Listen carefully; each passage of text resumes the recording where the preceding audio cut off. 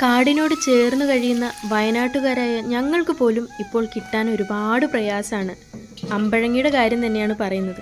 എന്നാൽ കിട്ടിയാലോ ഉപ്പിലിട്ടതും അച്ചാറിട്ടതും ഒഴിച്ചുകറിയുമായി ഒരുപാട് വിഭവങ്ങൾ ഉണ്ടാക്കാറുമുണ്ട്. ഇന്നത്തേത് മണം കൊണ്ട് തന്നെ ഏവരെയും കയ്യിലെടുക്കുന്ന അമ്പഴങ്ങിയുടെ അച്ചാറാണ്. ശരിക്കും ഇത് കണ്ണിമാങ്ങയേക്കാൾ ഒരു പടി മുകളിൽ തന്നെയാണ് രുചിയുടെ കാര്യം. അധികമൊന്നും ഉണ്ടാവില്ല, കൂടിയാലൊരു 1/2 കിലോ നന്നായി കഴുകിയതിന് ശേഷം, അതായത് ഒരു 2-3 തവണ കഴുകിയതിന് ശേഷം അതിലെ വെള്ളം പറ്റാവുന്നത്രയും കളഞ്ഞെടുക്കുക. ഇനി ചുവട് കട്ടിയുള്ളൊരു പാത്രത്തിൽ, ഉരുളിയാണെങ്കിൽ ഏറ്റവും നല്ലത്, അതിലേക്ക് ആവശ്യത്തിന് നല്ലെണ്ണ ചേർത്ത് കൊടുക്കുക. അതിലേക്ക് നമ്മൾ കഴുകി വൃത്തിയാക്കി വെച്ചിരുന്ന അമ്പഴങ്ങയും ഇട്ട് കൊടുക്കുക. ഈ അമ്പഴങ്ങ നിങ്ങൾ നേരത്തെ ഉപ്പിലിട്ട് വെച്ചതാണെങ്കിൽ കൂടുതൽ രുചിയുള്ളതായിരിക്കും. അപ്പോൾ അമ്പഴങ്ങ ചേർത്തതിന് ശേഷം ചെറിയ തീയിൽ നന്നായി ഒന്ന് വഴറ്റിയെടുക്കുക. അതിന് നിറം മാറുന്നത് നിങ്ങൾക്ക് മനസ്സിലാകും.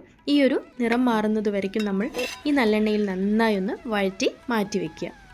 ഈ സമയത്ത് ഉരുളിയിൽ കുറച്ച് നല്ലെണ്ണയും അമ്പഴങ്ങയിൽ നിന്ന് ഇറങ്ങിയ വെള്ളവും ഉണ്ടാവും. അത് നമ്മൾക്ക് എടുത്തു വെക്കാം. പിന്നീട് അച്ചാറുണ്ടാക്കി കഴിയുമ്പോൾ അതിന് കുറച്ചൊരു വെള്ളം പോലെ, കുറച്ചൊരു ചാറ് വേണമെങ്കിൽ നമ്മൾക്കത് ഉപയോഗിക്കാവുന്നതാണ്. ഇനി ഇതേ ഉരുളിയിലേക്ക് അല്പം കൂടി നല്ലെണ്ണ ഒഴിച്ചതിന് ശേഷം ചെറുതായി അരിഞ്ഞ ഇഞ്ചിയും വെളുത്തുള്ളിയും ചേർത്ത് കൊടുക്കാം. ഇത് കുറച്ച് നേരം ഒന്ന് വഴറ്റി കൊടുക്കേണ്ടി വരും. അതിൻ്റെ കനം കുറയുന്നത് വരയ്ക്കും നന്നായിട്ടൊന്ന് വഴറ്റിയെടുക്കുക. ഇനി ഇതിലേക്ക് ചെറുതായി മുറിച്ച ഉണക്കമുളക് ചേർത്ത് കൊടുക്കാം. അതിൻ്റെ കൂടെ തന്നെ നമ്മൾ നല്ല ഫ്രഷ് ആയിട്ടുള്ള കരിവേപ്പിലയും കൂടെ ചേർത്ത് കൊടുക്കുന്നുണ്ട്. അപ്പോൾ ഇതെല്ലാം കൂടെ ഒരു 2-3 മിനിറ്റ് നമ്മൾ നന്നായിട്ടൊന്ന് വഴറ്റിയെടുക്കണം. വെളുത്തുള്ളിയും ഇഞ്ചിയും ചുവന്ന മുളകും കറിവേപ്പിലയും നല്ലെണ്ണയിൽ നന്നായി മൊരിഞ്ഞു വന്നിട്ടുണ്ട്. ഇനി ഇതിലേക്ക് പൊടികൾ ചേർക്കാം.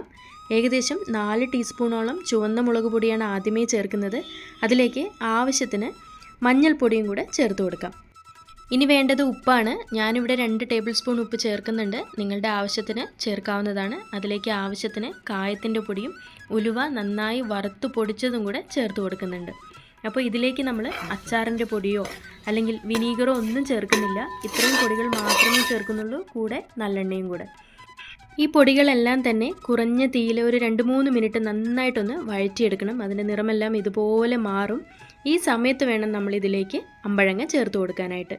പിന്നെ നമ്മൾ ഇതിലേക്ക് അച്ചാറിൻ്റെ പൊടിയോ അല്ലെങ്കിൽ വിനീഗറോ ഒന്നും ചേർക്കുന്നില്ല. ഇത്ര തന്നെയുള്ളൂ. ഇനി വേണമെങ്കിൽ ഒരു രുചിക്കായിട്ട് ഒരിത്തിരി പഞ്ചസാരയും കൂടെ ചേർക്കാറുണ്ട്. നിങ്ങൾക്ക് ഓപ്ഷനിലാണ്, വേണമെങ്കിൽ ഒഴിവാക്കാം. അപ്പോൾ ഇത് ഒരുപാട് നാൾ സൂക്ഷിച്ച് വെക്കാൻ പറ്റുന്ന ഒരു അച്ചാറായിട്ടല്ല നമ്മൾ ഇട്ടിരിക്കുന്നത്. വെറും 1/2 കിലോ അമ്പഴങ്ങ മാത്രമേ ചേർക്കുന്നുള്ളൂ.